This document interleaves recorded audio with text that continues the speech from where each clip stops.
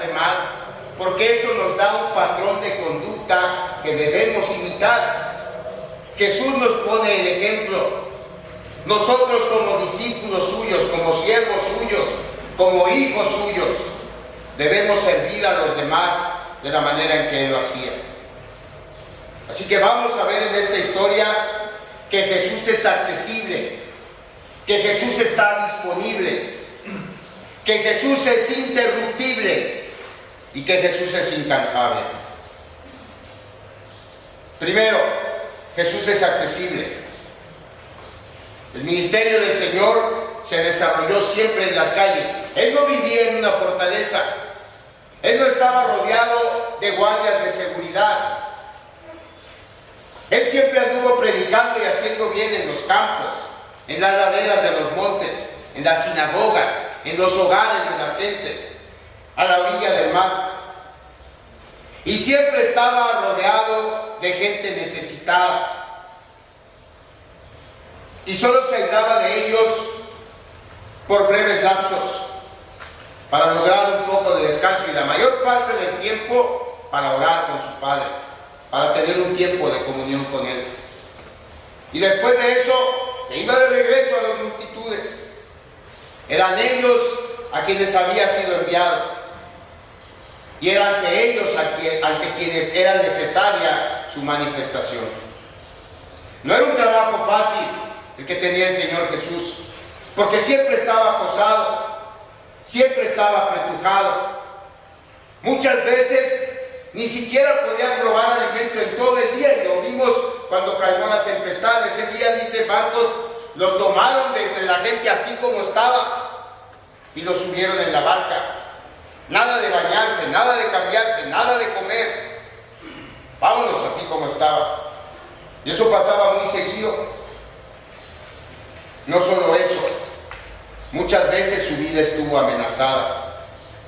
Sus enemigos habían hecho un pacto muy temprano en su ministerio, y en ese pacto habían jurado que iban a matar a Jesús a la primera oportunidad que tuvieran. Y aún así, Jesús siempre estuvo accesible.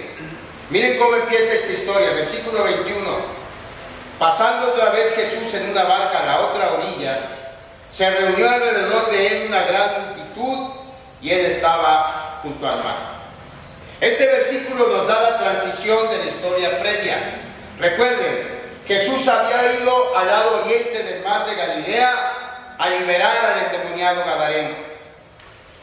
Las gentes de esa región se entusiasmaron tanto, se maravillaron tanto con la demostración de poder del Señor Jesús, que ¿qué fue lo que hicieron? Lo corrieron. Vete, por favor, vete. Así que ahí va el Señor, de vuelta a la barca, de vuelta al lado occidental del lago de Genesaret. Para sorpresa, quizá no debiera decir para sorpresa, porque él lo sabía. Pero la cuestión es que cuando él regresa, hay una enorme multitud esperándolo. Porque en esa región, la región de Capernaum, el Señor Jesús era una celebridad. Todo el mundo quería estar cerca de Jesús. Todo el mundo quería estar en donde Jesús estaba. No tanto por su enseñanza, tan maravillosa como su enseñanza era. Las gentes estaban fascinadas con su poder. ¿Y cómo no? Imagínense. En ese tiempo no había hospitales, no había ni siquiera medicina propiamente dicho, pero lo que sí había eran todas las enfermedades que padecemos hoy. Así que no es difícil entender que las gentes que la padecían quisieran ser sanadas por ese hombre que en una fracción de segundo era capaz de sanar cualquier mal, cualquier mal. No es sorpresa entonces que decenas de miles de personas estuvieran esperando su regreso. Personas no solamente de Capernaum, personas de todos lados. Marcos mismo lo dice. Mire, vayan al capítulo 3 de Marcos, versículos 7 y 8. Y vean cómo estaba compuesta la audiencia de Jesús. Marcos 3, 7 y 8, dice ahí Marcos: mas Jesús se retiró al mar con sus discípulos y le siguió gran multitud de Galilea, sí, pero no nada más de Galilea, de Judea, de Jerusalén, de Idumea, del otro lado del Jordán y de los alrededores de Tiro y de Sidón. Oyendo cuán grandes cosas hacía, grandes multitudes vinieron a él. ¿Ve? Todo el mundo quería estar cerca de Jesús. Todo el mundo quería conocer a Jesús. Lucas añade en el registro que él hace de este episodio que la gente lo había estado esperando. Es decir, Jesús se había ido la noche anterior y había dejado una multitud atrás de él. Fue al otro lado del mar de Galilea, liberó al endemoniado gadareno y regresó al día siguiente. ¿Y qué creen? La gente estaba ahí. No se había ido, no se había movido. Esa era la expectación que Jesús causaba. Esa era la necesidad que tenía la gente de Jesús. Tristemente, como sucede hoy, muchos lo buscaban para sacar provecho de él, para tener su milagro y luego olvidarse de él. Podemos pensar de la mayoría de ellos como el antecedente histórico del Evangelio de la prosperidad. Dame, dame, dame más, dame ahora todo lo que me puedas dar, dámelo, Jesús. No me hables de la eternidad, no hables de cosas espirituales, dame lo que quiero, dame lo que necesito. Pero en medio de toda esa multitud, una multitud voluble, una multitud egoísta, una multitud que eran muy buenas gentes según su propia opinión, hay dos personas que se distinguen. Y su historia es de mucha bendición, porque entre otras cosas nos demuestra que sí hay gente con verdadera fe en Jesús. Un dúo muy interesante este.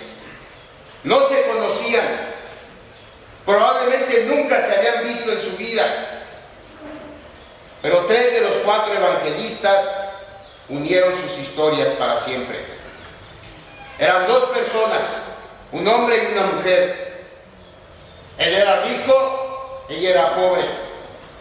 Él era respetado, ella era una mujer rechazada.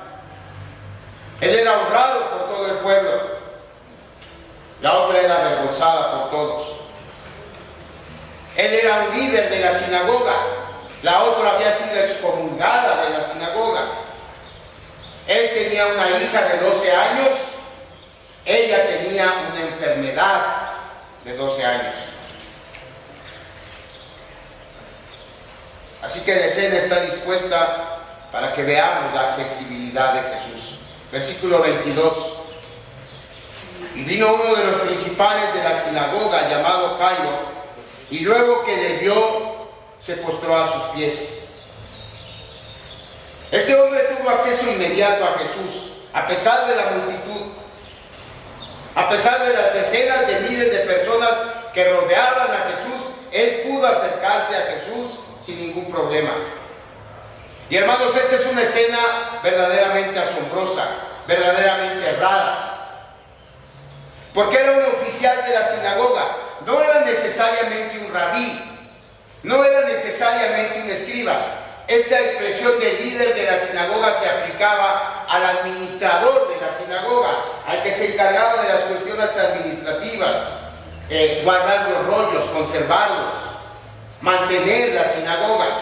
A eso se refiere esta expresión. Pero igual pertenecía al grupo gobernante del pueblo judío, ese que quería ver muerto a Jesús. Y sin embargo, aquí está este hombre, líder de la sinagoga, postrado a los pies de Jesús. ¿Sabía quién era Jesús? Por supuesto que sabía. Y por supuesto que había escuchado las historias de cómo Jesús podía sanar y liberar a los atormentados.